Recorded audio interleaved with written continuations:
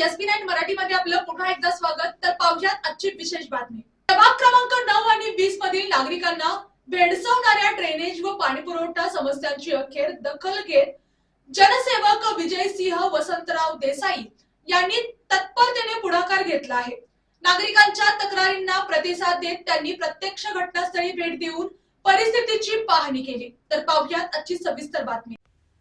News 6 या पाहणी दरम्यान परिसरातील अनेक ठिकाणी साचलेले सांडपाणी, तुंबलेली गटारे तसेच अपुऱ्या पाणी पुरवठ्यामुळे निर्माण झालेल्या अडचणी त्यांनी बारकाईने पाहिल्या। स्थानिक नागरिकांशी थेट संवाद साधत त्यांच्या समस्या आणि तक्रारी समजून घेतल्या। नागरिकांनी गेल्या काही दिवसांपासून या समस्येमुळे आरोग्याच्या धोक्यांबरोबरच दैनंदिन जीवनात अडथळे निर्माण होत असल्याची व्यथा मांडली। परिस्थितीची गांभीर्याने दखल घेत देसाई यांनी तात्काळ जल अभियंत्यांना घटनास्थळी बोलवून घेतले।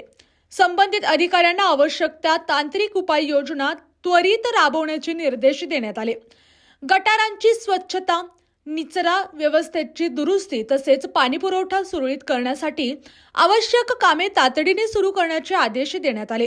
या जलद हालचालींमुळे प्रभाग क्रमांक 9 व 20 मधील समस्यांच्या निराकरणास गती मिळाली असून नागरिकांमध्ये समाधानाचे वातावरण निर्माण झाले आहे। स्थानिकांनी जनसेवकांच्या तत्परतेचे कौतुक करत लवकरात लवकर समस्या पूर्ण मार्गी लावतील अशी अपेक्षा व्यक्त केली आहे।